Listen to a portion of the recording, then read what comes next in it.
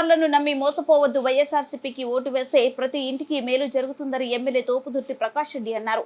శనివారం మండలంలోని కుంటెమది, శ్రీహరిపురం, సుద్దకుంటపల్లి, శేషంపల్లి, చెర్లుపల్లి, పోలేపల్లి గ్రామాల్లో ఎన్నికల ప్రచారం చేపట్టారు. ఈ సందర్భంగా ఎమ్మెల్యే మాట్లాడుతూ 5 ఏళ్లు ప్రజలకు సేవ చేసే అవకాశం కల్పించారు. ఈ ఎన్నికలో మరోసారి గెలిపిస్తే నియోజకవర్గాన్ని అభివృద్ధి చేస్తానని తెలిపారు.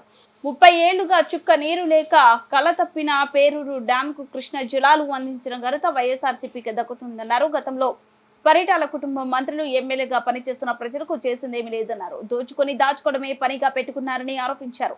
ఎన్నికల సమయంలో మాత్రం గ్రామాల్లోకి వచ్చి మేము అధికారంలోకి వస్తే అది చేస్తాం, ఇది చేస్తామంటూ ప్రజలను మభ్యపెడుతున్నారన్నారు. డ్వాక్రా రైతు రుణాలు మాఫీ చేస్తామని చెప్పి అధికారంలోకి వచ్చిన టీడీపీ ప్రజలను నిలువునా మోసం చేసిందని మండిపడ్డారు. మోసం చేసిన చరిత్ర టీడీపీ వారిదే అన్నారు. అయితే వైఎస్ఆర్సీపీ అధికారంలోకి వచ్చాక ఇచ్చిన హామీలతో పాటు ఇవన్నీ హామీలను నెరవేర్చడం జరిగిందన్నారు.